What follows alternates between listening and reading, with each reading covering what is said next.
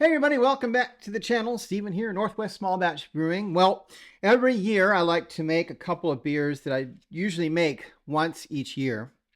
And I'm making a juicy New England IPA.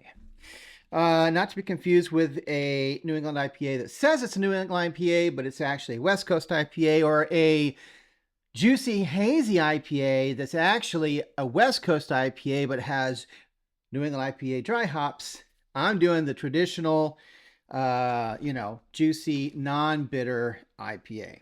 I did make a couple changes to my recipe, just a couple. I tweak it a little bit. So first of all, I took out, I used to use honey malt, and I took that out, trying to lighten the color of it.